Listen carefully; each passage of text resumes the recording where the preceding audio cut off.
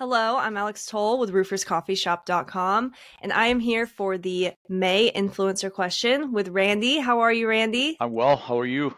Good. Good, good. So, our May question is a really good one. So, how can leaders in the roofing industry effectively manage their time and delegate responsibilities to maximize productivity and focus on business growth? That's a long one. Yeah. I think my answer will be way shorter. No, I think it's a good question. Uh, and that's the age-old problem, right? Leaders, they get so involved, and I think probably the biggest key, and I've learned that personally with my marketing group, my rep agency, is I always want to be hands-on myself. I want to be involved in everything. I want to look at everything. I want to touch everything.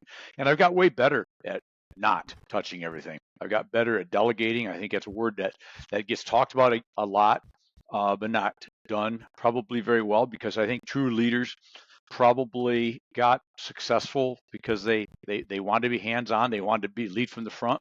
And there's a point in time where you got to lead from behind a little bit. You've got to put the structures in place, put the people in place, train them if they need be, uh, trust but verify, obviously, because it's your name on it. But at the same token, you just can't touch everything. And not if you want to get ahead of the game, you can't. With today's world, with so many things, so much more going on in marketing, so much more going on with safety, so much going on with procurement. And then on top of just the install end of management, that if you don't put people in place, train them, trust and verify, let them do their job, get out of the way. And I think another area and it's kind of a repeat for me sometimes, because I love AI, as you know. I can't get enough of what it can do for us, and I still only touch 1% of probably what it can do, and I use it a lot. But AI, there's so many things there that you can use to streamline your processes Mm-hmm. along the way, to where you don't have to be so involved in every little bit of the nitty gritty, if you will. But I think the key more than anything is developing a culture within your association, your agency, your business, whatever it is that you're doing, to to delegate as much as you can, as quick as you can, and understand that the old theory that Alex, that goes way back, people talk about a lot, is fail yourself forward, right? You can't be afraid to fail now and then. It's going to Yeah. happen. You will learn what you didn't teach your people the fastest by letting them fail. Mm-hmm. They will learn the quickest by failing, trying, failing, because then you get to go back. I had a founder of one of my manufacturers years and years ago that once told me, when there's a big issue going on, he said, "You know what? The problem that we're having doesn't bother me.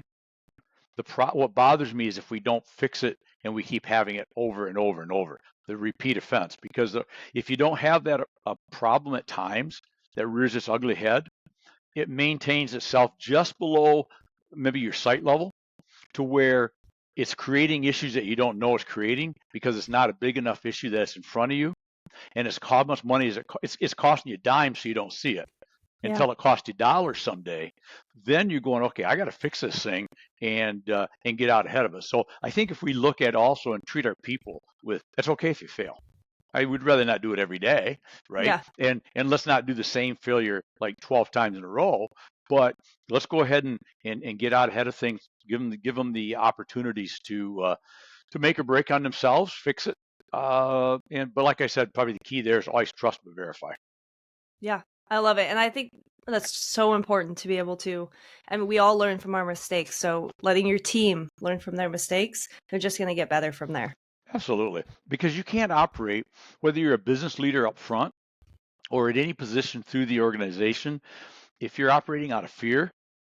If you're operating out of fear of making a mistake, the mistake you make is you don't do anything. Yeah.